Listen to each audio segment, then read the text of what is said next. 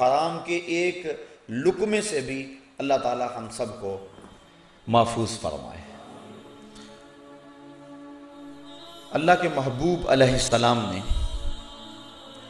جہاں ہمیں رزق حلال کھانے کی ترغیب ارشاد فرمائی، وہاں زبان کو سچ اور صداقت کا علم بردار رکھنے کی ترغیب دی کہ تمہاری زبان سچ کے علاوہ کچھ نہ بولے، بلکہ حضور علیہ السلام نے فرمایا کہ الصدق ینجی والکذب یہلک، صدق نجات دیتا ہے اور کذب بندے کو ہلاک کر دیتا ہے۔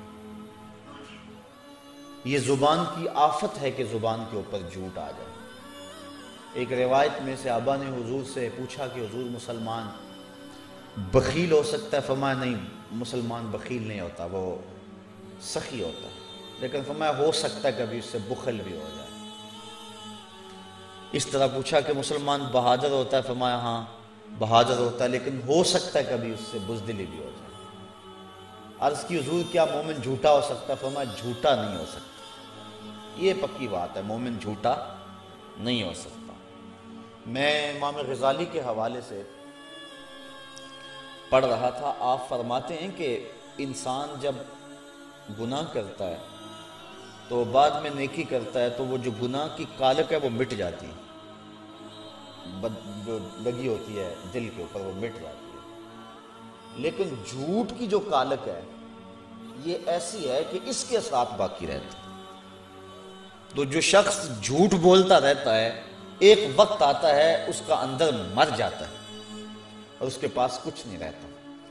شریعت اسلامیہ کے اندر جھوٹ کی سخت مذمت کی گئی ہے اور سچ کی ترغیب دی گئی اور حکم دیا گیا کہ تمہاری زبان سے سچ کے علاوہ کچھ اور نہ نکلے، بلکہ ارشاد فرمایا گیا الصدق طمانیۃ والکذب ریبہ، سچ طمانیت ہے، سکون ہے، اور جو جھوٹ ہے وہ ریب ہے، وہ تشکیک ہے۔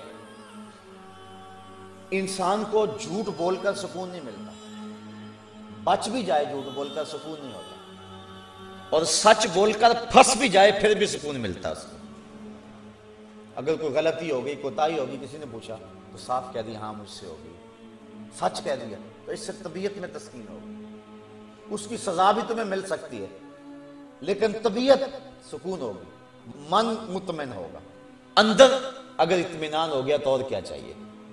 اور اگر جھوٹ بول کر آپ سودا بیچ بھی لیتے ہیں اور جھوٹ بول کر اگر آپ جو ہے وہ اپنی زندگی کے کسی معاملے کو بظاہر نکھار بھی لیتے ہیں، کسی سے کوئی فائدہ بھی اٹھا لیتے ہیں، لیکن اندر جو ہے وہ پریشانی رہے گی۔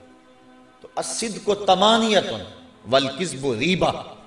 اور ایک حدیث میں حضور نبی رحمت صلی اللہ علیہ وسلم نے ارشاد فرمایا ثلاثۃ نفر لا یکلمہم اللہ تعالی یوم القیامہ ولا ینظر الیہم، فرمایا 3 اشخاص ایسے ہیں کہ قیامت کے دن اللہ نہ ان سے کلام کرے گا نہ ان کی طرف نظر رحمت سے دیکھے گا۔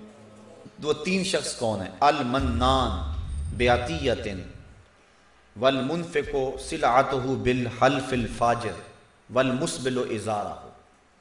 ایک وہ شخص کہ جو دے کر جتلاتا ہے، کسی کو کچھ دے دیا اور اس کے بعد جتلایا کہ میں نے تجھ کو یہ دیا تھا۔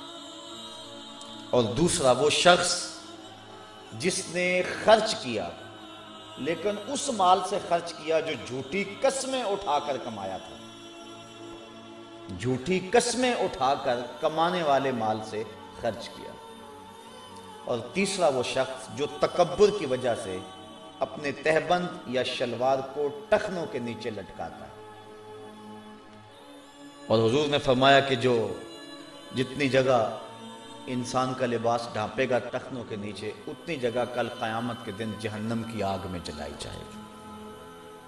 تو اپنے تہبند کو، اپنی شلوار وغیرہ کو جو ہے وہ اپنے ٹخنوں سے اوپر رکھنے کا حکم دیا گیا ہے۔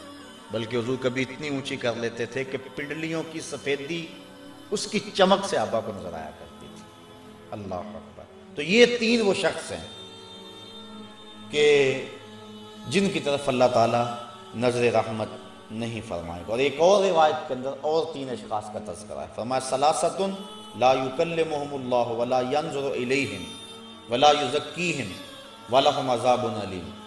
تین شخص ایسے ہیں کہ نہ تو اللہ تعالیٰ ان سے کلام کرے گا، نہ ان کی طرف نظر رحمت کرے گا، اور نہ ہی ان کو پاک کرے گا، اور ان کے لیے عذاب بھی دردناک ہوگا.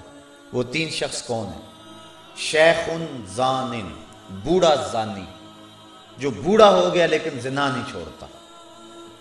ہڈیاں کمبن گوڈے کھڑکن تے اڑ گیا لک تیرا، اجے بھی بدیوں باز نہ آئوں جیو مرد دلیرا. وہ مالکن کذابن، اور ایک جھوٹا بادشاہ، حکمران ہو جھوٹ بولتا ہو. وہ عائل مستکبر، اور تیسرا غریب آدمی ہو لیکن تکبر کرتا ہے. یہ تین وہ شخص ایسے ہیں کہ قیامت کے دن اللہ تعالیٰ ان کی طرف نہ دیکھے گا، نہ کلام کرے گا، نہ ان کو پاک کرے گا. حضرت نبی رحمت صلی اللہ علیہ وسلم نے ارشاد فرمایا اربعن اذا کن فیک لا یضرک ما فاتک من الدنیا. اگر تیرے پاس چار چیزیں ہیں تو دنیا کی کوئی شے بھی تیرے پاس نہیں ہے تو پریشان نہ ہو. دولت نہیں ہے، بینک بیلنس نہیں ہے، تیرے پاس کوٹھی نہیں ہے، کار نہیں ہے، رہائش کا مکان نہیں ہے، دنیا میں بڑی محرومی ہے تجھے، بڑے دکھ ہیں دنیا پر تجھے. پیدا ہوا تھا کہ باپ فوت ہو گیا، ماں کا سایہ اٹھ گیا، رشتہ داروں نے جو ہے وہ دتکارا، مکان نہیں ہے، دنیا میں دکھ ہی دکھ ہیں. لیکن اگر چار چیزیں حضور فرمایا تیرے پاس ہیں تو دنیا کی کسی کمی کو کمی نہ سمجھنا. اگر یہ چار چیزیں ہیں تو ساری دولتیں تیرے پاس ہیں. اور اگر یہ چار نہیں ہیں تو چاہے تو دنیا کا امیر ترین شخص کیوں نہ ہو، دنیا کے اقتدار کی مسند کے اوپر کیوں نہ بیٹھا ہو، تیرے پاس کچھ بھی نہیں ہے اگر یہ چار نہیں ہے. وہ چار چیزیں کون سی؟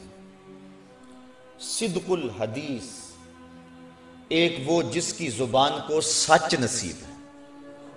اگر تجھے بات کا سچ مل گیا تو اتنی بڑی دولت ہے، کوئی دولت اس کا مقابلہ نہیں کر سکتی. اور دوسری بات وحفظ الامانہ، جو تجھے امانت دی گئی ہے اس کی حفاظت کرنا. اور تیسری بات وحسن خلق، اور اچھا خلق، ہر ایک کو ہنس کے ملنا، اچھائی سے ملنا.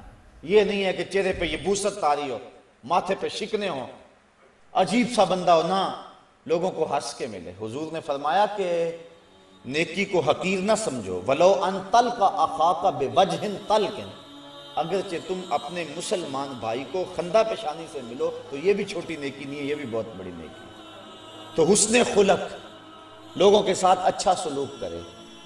اور چوتھی چیز وَإِفَّةُ طَعْمِهِ، اور اس کے کھانے کا پاک ہونا. اگر یہ چار چیزیں کسی کو مل گئی، اگر دنیا کی کوئی اور چیز نہ بھی ملی تو وہ پریشان نہ ہو. یہ چار چیزیں اس کے لیے بہت بڑی دولت ہے. میرا خیال ہے اس کو ہم یاد کر لیں، پھر ایک مرتبہ میں ان چاروں چیزوں کو گنوا لیتے ہیں اور اس کو آپ یاد کر لیں اور کوشش کریں کہ ان چار چیزوں کو ہم اپنی زندگی کے اندر داخل کریں گے. اور وہ پہلی چیز صدق الحدیث، سچی بات. کبھی بھی زبان سے جھوٹ نہ نکالو. یہ زبان اور شرم کا، حضور نے فرمایا تم ان دو چیزوں کی مجھے ضمانت دے دو، میں تمہیں جنت کی ضمانت دے دوں.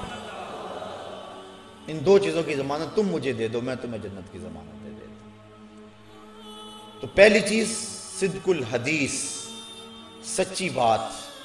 حضور علیہ السلام نے فرمایا مجھے قسم ہے اللہ کی کہ میں تمہارے ساتھ مزاح کرتا ہوں، لیکن فرمایا لا اقول الا حقا، لیکن حالت مزاح میں بھی میری زبان سے حق کے علاوہ کچھ نہیں نکلتا.